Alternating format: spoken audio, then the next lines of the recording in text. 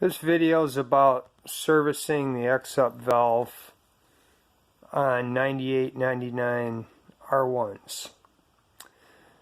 Okay, so when you do an oil change and you're going to drop the cowling anyways, that would be a good time to take a look at your EXUP valve. Go over there, pull that outer cover off with 3 Allen bolts, and then grab the pulley and pivot it left and right and just see if it feels smooth in there. If you don't like the way it feels, then go ahead and remove the 3 cover bolts, and you may want to use your torch, propane torch, heat them up. I know there's one, I think it's the upper right hand bolt, is always the hardest one to get out. So use your torch on it. Be careful, don't melt anything else. Don't make sure you don't torch the cables, the EXUP cables. But anyways, heat the bolt up if you have to. Remove the bolts, and hopefully the cover comes right out without a problem. Okay, so let's say your EXUP valve's out. This is the end that goes into the exhaust. This side is the cover side. So if you got access to a pair of mics, check this diameter to see if it's round. See if it's straight. That'll give you an indication if it's still usable. Okay, it should be checking at 0.392 inch. Okay, which is about 1/1000th under the bushing that it's going into, which is exactly 10 millimeter, which is 0.3937. Okay, so what you want to do is get a hold of a standard high-speed steel reamer, 10 millimeter. And if you get the chucking version, it'll be just long enough where you can reach in there into the bushing and turn it and clean up the crap that's built up in there, or whatever is causing this to seize up.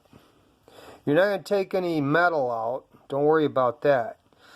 It's just too hard. It's way harder than even this reamer, which is pretty hard. So once you get that bushing inside the collector casting, and you get that cleaned out, then just go ahead and take that front bushing, remove it from the cover, and run the reamer through that. And then assemble everything back. And if you want to use grease on these ends, feel free to do so. I don't use grease. Seems like about half the people online, they want to use grease. They think that's a good idea. Well, maybe it is, but I don't use it. Yamaha didn't use it. Then again, they didn't offer any support on maintenance on these either. Okay, so you got the valve back in there, and you're good to go. And whether you're a fan of EXUP valves or not, you know, there's nobody's going to debate about the fact that they can be a pain when they start sticking. Okay, so again, when you do your oil change, yearly or whenever you do it, just go over there and just check the movement on that EXUP valve. And it always helps to keep an eye on it, especially if your bike is stored in anything other than a tight garage.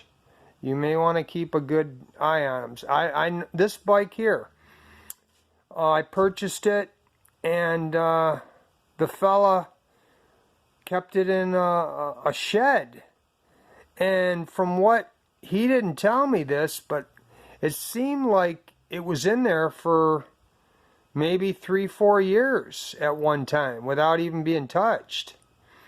And the EXUP valve was in there so, I mean, it was stuck in there so bad, especially the cover and this in the cover, that I actually had to use a slide hammer to get that out.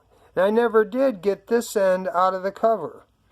So that had to be cut off, and I salvaged the cover because I just put the cover back in down there, and without the EXUP valve. So we got one bike that doesn't have an EXUP valve, and we have one that does. And in either case, the bike runs fine. But anyways, I hope I was able to help.